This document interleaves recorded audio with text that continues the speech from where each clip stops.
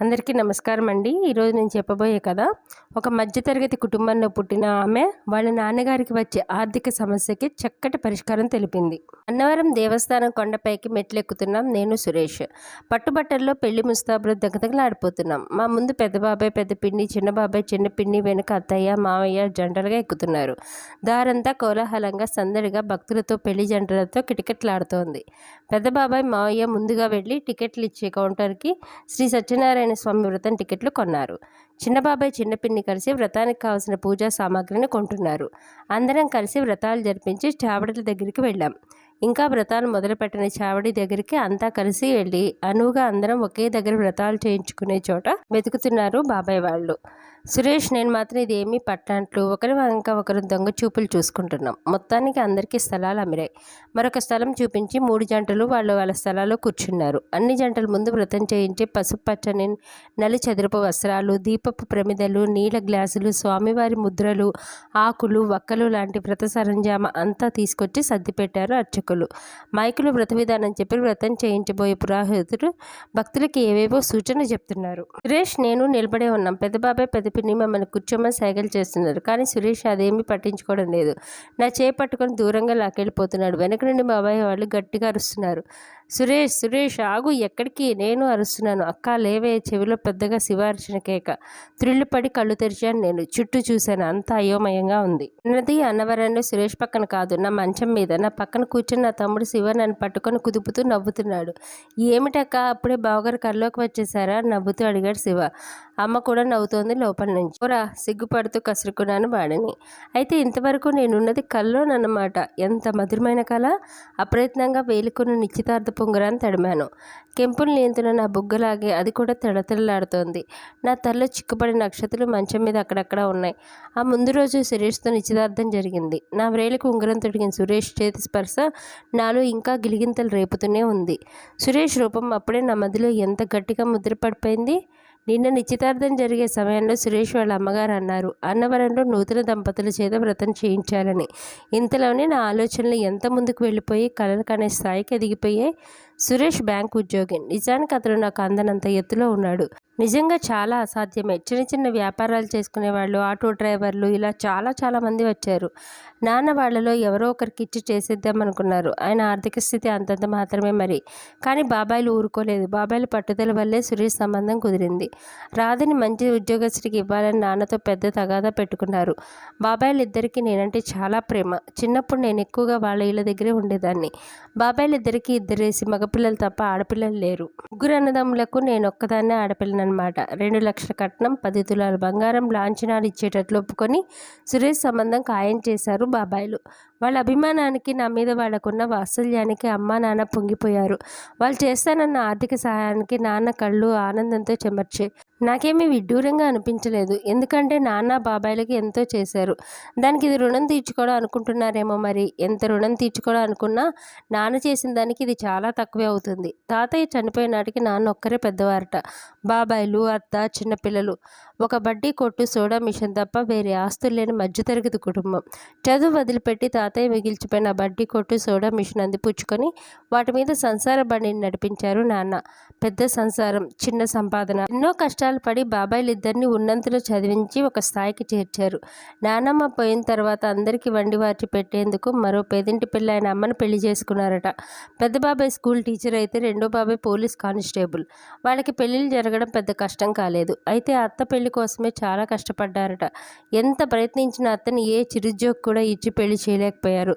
తనలాగే చిన్న బడ్డీ కోటు నడుపుకుని ఆయనకిచ్చే అతి కష్టం మీద పెళ్లి చేయగలిగారట. నాన్నకి నేను తమ్ముడు పుట్టుకొచ్చాం. బ్రతుకు బండిని పైమెట్టుకి ఎక్కించలేకపోయినా క్రింద మెట్టుకి జారనీయకుండా అతి జాగ్రత్తగా ఆ బడ్డీ కొట్టు మీదే సాఫీగా నడిపిస్తున్నారు నాన్న. ఇటువంటి పరిస్థితిలోనే ఒక బ్యాంకు ఉద్యోగితో నా పెళ్లి జరగకపోవడం ఎంత అదృష్టమే కదా. అక్క నీకు ఫోను. పక్కింటి పాప పిలిచింది. నాకా? నాన్నకేమోలే. ఇంట్లో నేను తప్ప ఎవరూ లేరు. సురేష్ వాళ్ళ ఇంటికి వెళ్ళారు. ఊరు నుంచి బాబాయిలు, అత్త అంతా వచ్చి అమ్మ, నాన్న, తమ్ముడు కలిసి వెళ్ళారు.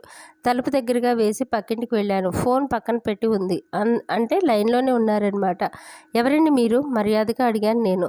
హాయ్, నేనే, గుర్తుపట్టలేదా? ఫోన్లో చిలిపి స్వరం. నాకేమనాలో తోచలేదు. ఎవరూ గుర్తుకు రాలేదు. హలో, నేనే. ఎక్కువగా ఆలోచించకు. మీ వాళ్ళంతా మా ఇంట్లోనే ఉన్నారు.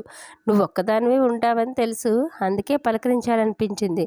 ఇప్పుడు గుర్తుకు వచ్చానా నేనెవరో? ఫోన్లో సురేష్ ఆట పట్టించే నవ్వు. నా గొంతు గుండె ఏకమైనట్లు ఉద్వేగంతో ఊపిరాడినట్టు అయిపోయింది. నా కళ్ళు సిగ్గు బరువుతో వాలిపోయాయి. బుగ్గలు మందారాలయ్యాయి. ఫోన్లో సురేష్ పిలుస్తున్నాడు. నా నోట మాట రావడం లేదు. పక్కింటి ఆంటీ నా వంకే కుతూహలంగా చూస్తోంది. టక్కున ఫోన్ పెట్టేసి ఒక్క పరుగుతో మా ఇంటికి వచ్చి పడ్డాను. మనసు మందలిస్తోంది. సురేష్ చెప్పేది పూర్తిగా వినకుండా ఫోన్ పెట్టేశానేమో. కంగారో ఆనందమో అర్థం కాని అనిర్వచనీయమైన స్థితి నన్ను నిలవనీయడం లేదు. అమ్మ వాళ్ళు వచ్చారు. బాబాయ్ వాళ్ళు అటునుంచి అటే వాళ్ళ ఊర్లోకి వెళ్ళిపోయారట. అమ్మ నాన్న సురేష్ వాళ్ళ గురించి తెగ సంబరంగా చెప్పుకుంటున్నారు. వాళ్ళ ఇళ్ళు, ఇంట్లో ఫర్నిచర్, వాళ్ళ మర్యాదలు, మంచితనం, వాళ్ళు పెట్టిన విందు భోజనం గురించి తలుచుకొని ఆనందంగా సంబరంగా చెప్పుకుంటూ మురిసిపోతున్నారు. నాకు పట్టబోయే అదృష్టానికి ఎంతో పరవశించిపోతున్నారు. వాళ్ళ మాటలు చాటుగా వింటున్న నాకు కాళ్ళు నిలవడం లేదు. ఆకాశంలో తేలిపోతున్నట్లుగా ఉంది. వాళ్ళు వారం 10 రోజుల కట్నం డబ్బు మొత్తం సమకూర్చమంటున్నారు.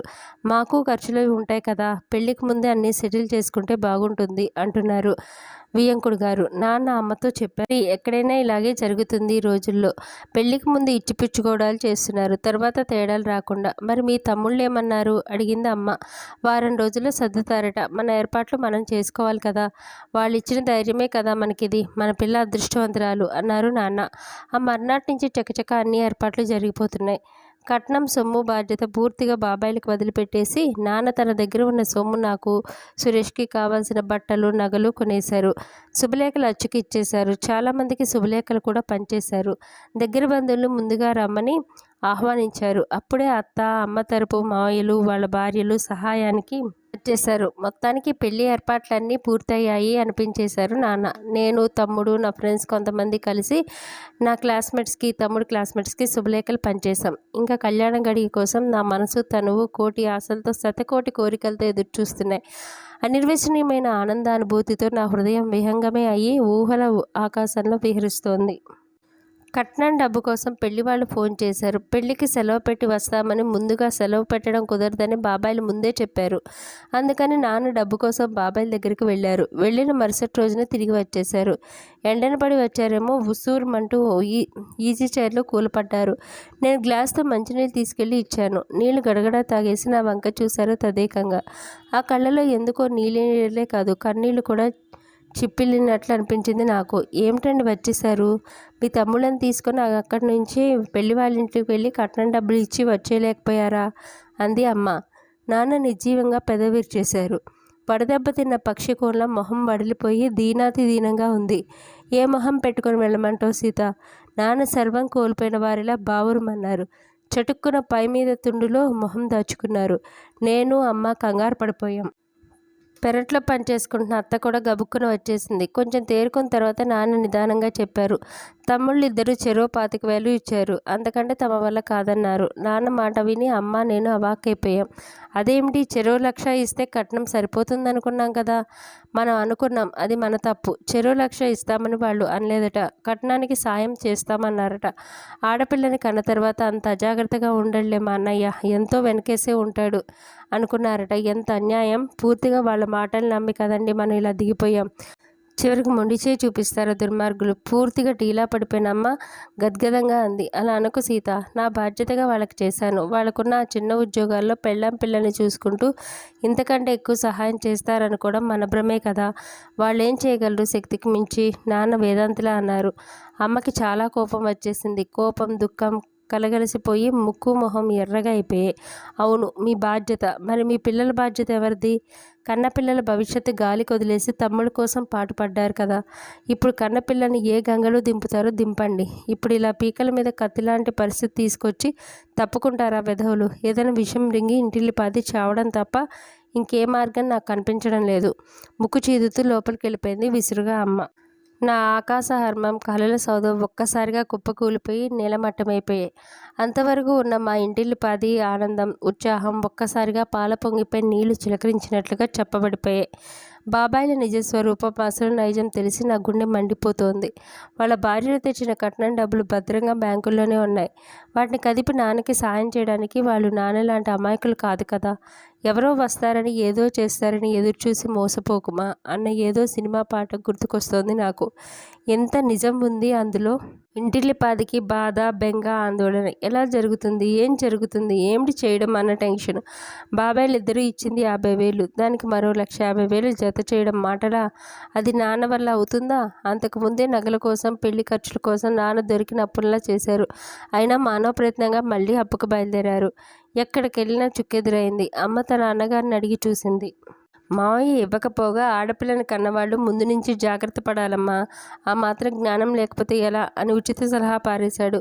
నాన్న బాధ చూడలేకుండా ఉన్నాను. ఏం చేయాలి అని తనలో తనే మదన పడుతూ మంచం మీద అటు ఇటు పొర్లుతారే తప్ప ఒక్క క్షణం కూడా స్థిమితంగా నిద్రపోడు నాన్న. తిండి తినడు. అమ్మ ఏడుపుకి అంతే లేదు. పెళ్లి ముహూర్తం 5 రోజుల్లోకి వచ్చేసింది. ఎవరని చెప్పకపోయినా విషయం అంతా పెళ్లి వాళ్ళకి తెలిసిపోయింది. ఇప్పుడు ఫోన్లో చిలిపిగా పలకరించే సురేష్ ఫోన్ పలకరింపులు కట్ అయిపోయాయి. సంబంధం క్యాన్సిల్ చేసుకుంటున్నట్లుగా వాళ్ళ నుంచి ఫోన్ కూడా వచ్చేసింది. విషయం తెలిసిన దగ్గర బంధువులు అందరూ మావయ్యతో సహా అందరూ ఒక్కొక్కరే వెళ్ళిపోసాగారు. ఇంట్లో ఎవరో చనిపోయినట్లుగా అమ్మ నాన్న గొల్లుమని ఏడ్చారు. నా పరిస్థితి వర్ణనాతీతమైపోయింది. ముక్కలైన హృదయం స్తబ్దుగా మారిపోయింది. ఇల్లంతా శ్మశాన నిశ్శబ్దం ఆవరించింది. అర్ధరాత్రి అయింది. వాళ్ళే పడుకున్నారు కానీ ఎవరూ నిద్రపోవడం లేదు. ముందుంది అసలు గండం. పెళ్లి శుభలేఖలు అందరికీ చేరిపోయాయి. ఆ రోజుకి అందరూ వచ్చేస్తారు. ఎలా ఈ పరిస్థితి తప్పించడం? ఫ్యాన్ వంక చూశాను. ఈ ఫ్యాన్కి ఉరివేసుకొని చనిపోతే? అసలు నా వల్లే కదా ఇదంతా. వద్దు, నా అంతరాత్మ హెచ్చరించింది.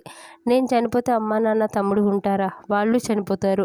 పెద్ద మచ్చ కూడా మిగులుతుంది. అస్థిమితంగా పెరట్లోకి వచ్చాను. పెరట్లో నిలక మంచం మీద పడుకున్న అత్త కూడా అస్థిమితంగానే కదులుతోంది. పాపం అత్త. చిన్నతనం నుంచి అన్నగారి కష్టసుఖాల్లో పాలు పంచుకుంటున్న అత్త ఈ పరిస్థితుల్లో అన్నని వదిలి వెళ్ళలేకపోయింది. పేదింటి ఆడపిల్లగా పుట్టి పేదింటి ఇల్లాలిగానే మిగిలిపోయింది. అయినా ఉన్నంతలో ఆనందంగానే ఉంది. నాకు హఠాత్తుగా ఏదో జ్ఞానోదయం అయినట్టుగా అయింది. అత్త, నేను ఈ ఇంటి ఆడపడుచులమే. అవే పరిస్థితులు, అదే పేదరికం. మరి కథ త్వరిత శ్రవణం కాదా? నా పరిస్థితి ఏమిటో నేను తెలుసుకోకుండా ఏదో భ్రమలో పడి అత్తకంటే ఉన్నతమైన జీవితాన్ని ఆశించడం, ఏదో బ్యాంకు ఉద్యోగికి భార్యని కావాలని కూడా అచ్చాసే కదా, దురాశ కూడా. అత్త దగ్గరికి వెళ్ళి పిలిచాను. నా అలికిడికి పిలుపుకి లేచి కూర్చుంది అత్త. కొంగుతో కళ్ళు గట్టిగా ఒత్తుకొని మొహం తుడుచుకుంది. నాన్నని తలుచుకొని బాధపడుతున్నావా అత్త? నాన్న కోసం నా కోసం ఒకటి చేస్తావా? నువ్వే చేయగలవు అత్త, ఇంకెవ్వరూ చేయలేరు. ఏమిటమ్మా అది? చెయ్యి పట్టుకొని లాగి మంచం మీద కూర్చోబెట్టుకుంది అత్త. అత్త, బావకి నన్ను చేసుకుంటావా అన్నాను. ఉలిక్కిపడింది అత్త. ఇంకా విస్మయంగా చూసింది. ఏమత్తా, బావకి నేనంటే ఇష్టం లేదా అడిగాను. నాకు తెలుసు బావకి నేనంటే చాలా ఇష్టమని. చిన్నప్పటి నుంచి బావ నేను నవ్వుతూ త్రుళ్ళుతూ చాలా ఆనందంగా పెరిగాం. చిన్నప్పుడు మా ఇద్దరికి పెళ్లి చేద్దాం అనుకున్నారు కూడా. బావ 12 ఏళ్ల వయసులో చెట్టు మీద నుంచి జారిపడి కాళ్ళు విరగ్గొట్టుకొని అవిటివాడయ్యాడు. ఆ తర్వాత అమ్మా నాన్న ఆలోచన నుంచి, నా ఊహల నుంచి కనుమరుగైపోయాడు. కానీ రాధ, బావ అవిటివాడు. అత్త ఏదో చెప్పబోయింది. చప్పున అత్త నోరు చేత్తో మూసేశాను. అత్త, ఇప్పుడు మేమందరం చచ్చిన సవాల్తో సమానం. సవాల్ కన్నా అవిటితనం ఏమంత ఘోరమైంది కాదు కదా. అనుకున్న ముహూర్తానికి నా పెళ్లి జరగకపోతే మేమంతా బ్రతికున్నా కూడా చనిపోయిన వాళ్ళతో సమానమే. ప్లీజ్ అత్త, కాదనకు. బావ చేస్తున్న చిన్న వ్యాపారంతో నాకు 2 పూట్ల తిండి పెట్టగలిగితే చాలు. నువ్వు బ్రతికున్నంత ఆనందంగానూ నేను బ్రతకగలను. ప్లీజ్ అత్త, ఎంతో దీనంగా కన్నీళ్లతో అర్థించాను. అత్త చప్పున 2 భుజాలు పట్టుకుని నన్ను దగ్గరికి లాక్కొని నన్ను తన గుండెల్లో పొదుక్కుంది. ఆమె సమాధానం ఏమిటో వర్షిస్తున్న ఆమె కన్నీళ్లు చెప్పకనే చెప్తున్నాయి. హాయిగా ఊపిరి పీల్చుకున్నాను నేను. పెద్దలు నిశ్చయించిన ముహూర్తానికి బావతో నా పెళ్లి జరిగిపోయింది. ఈ కథ బట్టి అర్థమైంది ఏంటంటే అండి, మధ్యతరగతిలో పుట్టిన ఆడపిల్లలకి కలలు కనే ఇది లేదు అని ఖచ్చితంగా ఈ కథ చెప్తోందండి. ఇది చాలా బాధ. మీ విలువైన అభిప్రాయాలు కామెంట్ చేయగలరు. కథ నచ్చితే లైక్ చేయండి, కామెంట్ చేయండి, సబ్స్క్రైబ్ చేసుకోవడం అస్సలు మర్చిపోకండి. ఉంటానండి.